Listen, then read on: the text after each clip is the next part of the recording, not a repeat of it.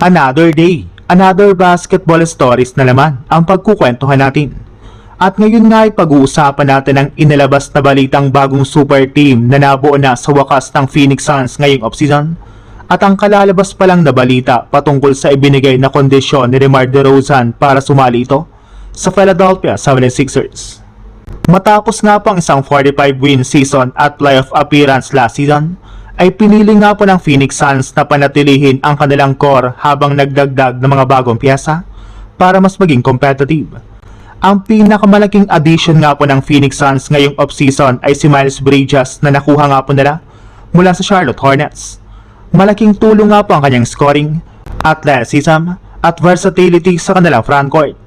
Nagdagdag din nga po ang Suns ng sharpshooter na si Luke Kennard na inaasahang magbibigay ng spacing at 3-point shooting sa paligid ni Devin Booker. Samantala, pumirma naman nga po ng bagong kontrata si Mark Williams, Colin Gillespie at Jordan Goodwin. Si Mark Williams nga po ang inaasahang magiging pangunahing big man, habang sina Gillespie at Goodwin ay mahalagang bahagi ng kanilang backcourt depth. At syempre nananatili pa rin nga po ang kanilang superstar at franchise player na si Devin Booker na siyang magiging sentro ng opensa ng kanilang kupunan. Kaya kung pagsasamahin nga po ang kanilang bagong additions at mga bumalik na key players, mas malalim at mas balance nga po ang roster ng Suns kumpara nung nakaraang season. Pero ang malaking tanong, sapat na nga bang roster na ito para makalampas sa first round at maging tunay na contender sa Western Conference?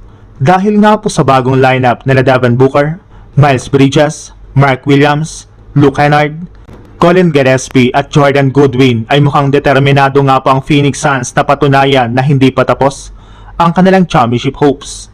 Sa ibang balita naman, matapos nga pong i-waive ng Sacramento Kings noong July si DeMar DeRozan, ay naging unrestricted free agent na lang naman nga po ito.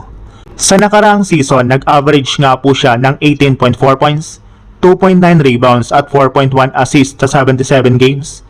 Kaya malinaw na kaya pa rin nga po niyang magbigay ng consistent scoring. At dito na nga po papasok ang Philadelphia 76ers. Kung seryoso nga po ang Sixers sa pagkuha kay DeMar DeRozan, kailangan nga na po nilang ipakita na hindi lamang siya magiging bench scorer o sixth man, since gusto nga na po umano ng veteranong forward na magkaroon ng starting role at mahalagang bahagi ng rotation. Malaking bagay nga po ito dahil si DeRozan ay isang veteran scorer na sanay gumawa ng sariling tira, lalo na sa mid-range. Kung mailalagay nga po siya sa starting lineup kasama ang mga pangunahing manlalaro ng Philadelphia, maaari nga po siyang maging dagdag na offense weapon at isa pang player na kayang bumuo ng opensa kapag nahihirapan ng team.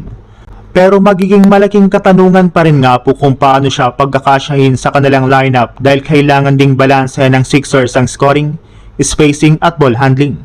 Kung pagbibigyan nga po ng Philadelphia ang kondisyon ni DeRozan, posible itong maging isa sa mga pinaka-interesanting veteran additions ng team. Kaya ang tanong, ibibigay ba ng 76ers kay DeMar DeRozan ang gusto nga po niyang starting role para mapapayag itong lumipat sa Philadelphia 76ers? Kung mangyari man ito ay maaari nga po na maging malaking factor si DeRozan sa paghahabol ng Sixers sa Eastern Conference sa darating na season.